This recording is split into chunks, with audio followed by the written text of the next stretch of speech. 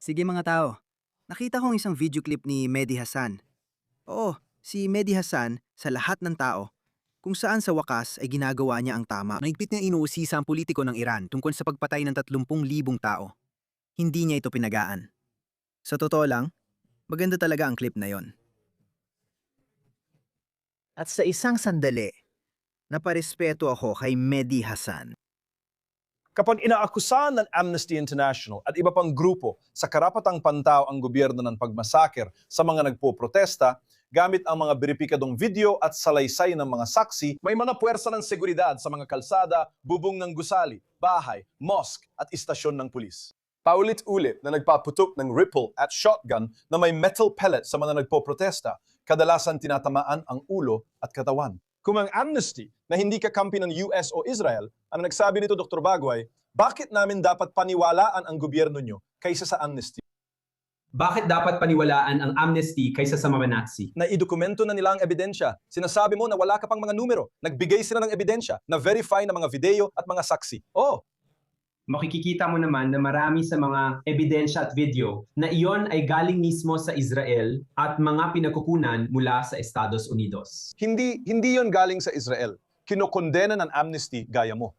Nakausap ko ang mga opisyal ng Israel at inaakusahan nila ang Amnesty ng peking ebidensya. Pasensya na, pero parang dinidepensahan mo ang Israel at itinatanggi ang nangyari sa Gaza kahit may mga salaysay na nakasaksi at mga doktor. You compare Iran, siya ang babantay sa Gaza. Sige. Hindi, ikinukumpara ko lang ang sagot mo. Itinatanggi mo ang sinasabi ng isang grupo para sa karapatang pantao. Hindi ko sinisipi ang gobyerno ng US o Israel. Sumasang-ayon ako sa iyo. Hindi mapagkakatiwalaan ang gobyerno ng US at Israel pagdating sa Iran. Sinasabi ko ang sinabi ng isang independenteng grupo para sa karapatang pantao.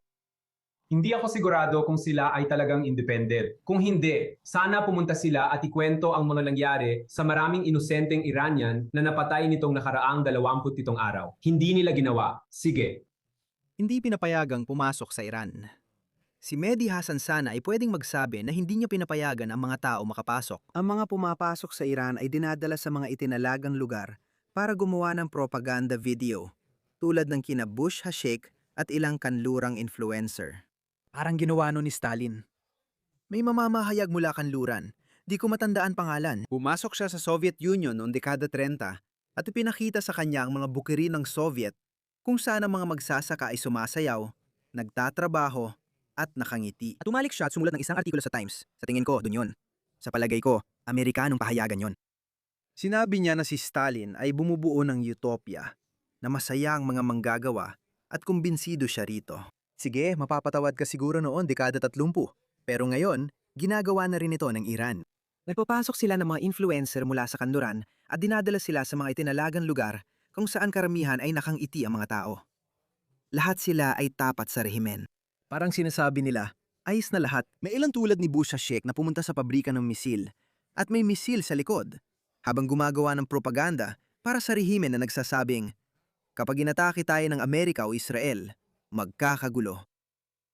Wala pang gulo, pero may kakayahan pa rin silang harangan ang Strait of Hormuz, isang mahalagang choke point sa mundo at ekonomiya. Hindi ko alam, hindi ako eksperto. Pero purong propaganda lang yon. Oo, pinayagan din nilang CNN at BBC. Pero kahit ang mga mamamahayag na yon, sa mga itinakdang lugar lang sila pwedeng pumunta. Hindi sila kasing laya mag-ulat kumpara kung nasa Israel, Australia o ibang malayang bansa. Kaya siguro si Mehdi, baka ayaw niyang gawing komplikado ang argumento. Pero batay sa pagkakakilala kay Mehdi, hindi siya umiiwas sa ganyan. Mehdi, napalampas mong isang napakadaling pagkakataon, kumbaga sa cricket. Ang sinasabi ko, sa totoo lang, sinabi ko na ang gobyerno, ang opisina ng presidente ay naglabas ng mga pangalan ng mga napatay sa protesta na ito. At naging bukas kami sa pagsasabi kung sino ang pumatay sa kanila. Sinabi namin na 2,400 sa kanila ay itinuring na mga martir dahil sila ay napatay ng gobyerno. Sila ay alinman sa mga pulis o mga inosenteng nadamay lang. Marami sa kanila. At masasabi mo na oo, 600 sa kanila ay alimiman sa mga infiltrator o iyong mga armadong lalaki. Paano yung mga salaysay ng mga taong dinala sa ospital na tinamaan ng maraming pellets sa ulo at muka mula sa puwersa ng seguridad ng Iran? Naidokumento na ito ng Human Rights Watch, Amnesty International at maraming media. Sinasabi mo bang nagsisinungaling ang mga saksi? At napanood ko rin talaga ang mga video na yon na hindi ko talaga pwedeng ipatugtog dito.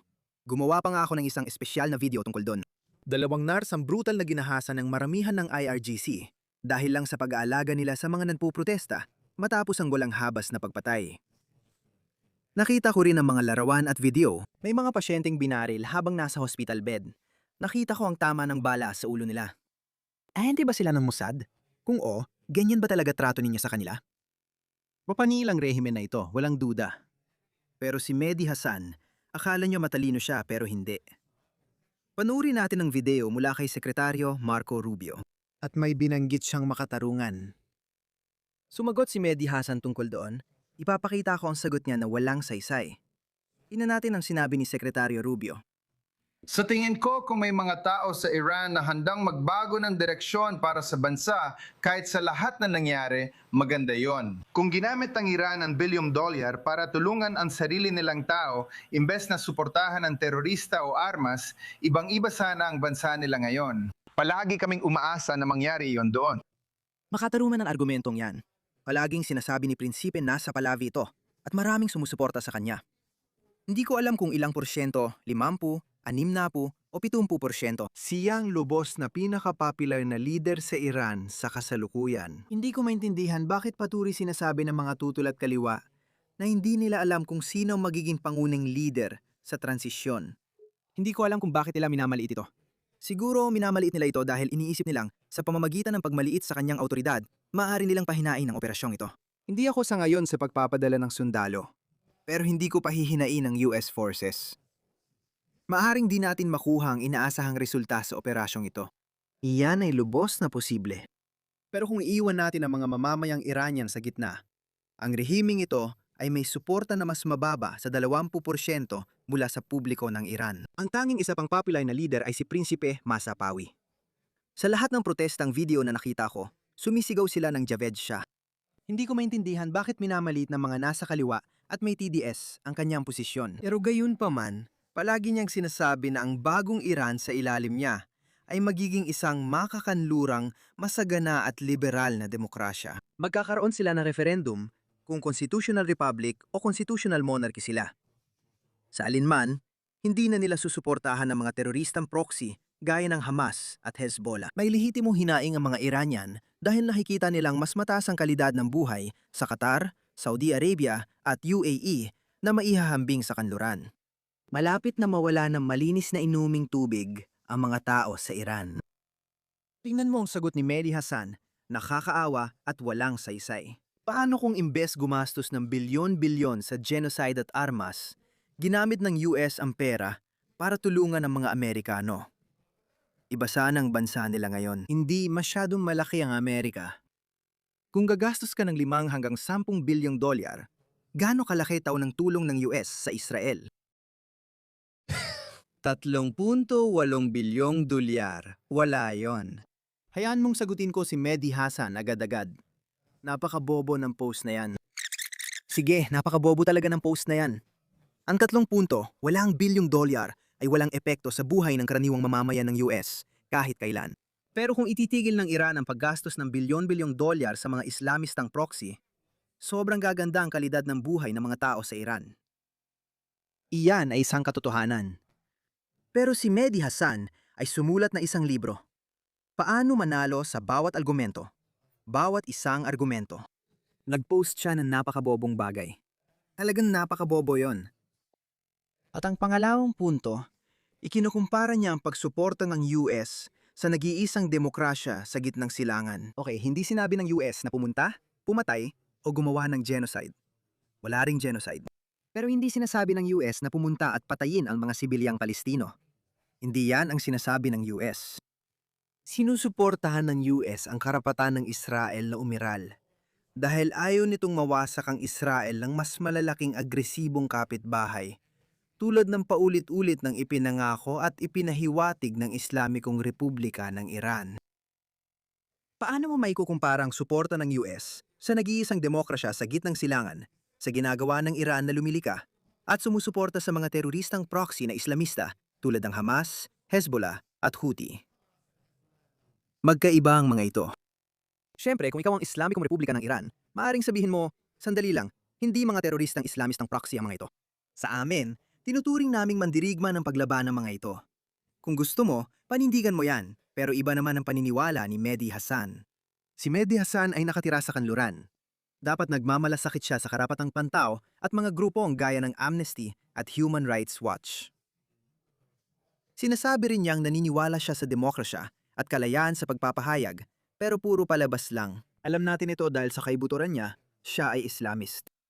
Magkaibang dalawang bagay na yan. Sabi ng UN, lehitimong gobyernong Israel. Samantalang, ang Houthi, Hamas at Hezbollah ay mga grupong hindi estado. Tumutulong ang Amerika sa estadong kinikilala ng UN, ang Israel. Palihim na pinapaarmasan at pinupundohan ng Islamic Republic of Iran ang mga grupong hindi estado tulad ng Hamas at Hezbollah. Paulit-ulit nilang pinaalala na labag yon sa pandaigdigang batas. Okay? Mehdi Hasan, nasaan na ang pagsunod sa pandaigdigang batas? Magkaiba yan, Islamist siya.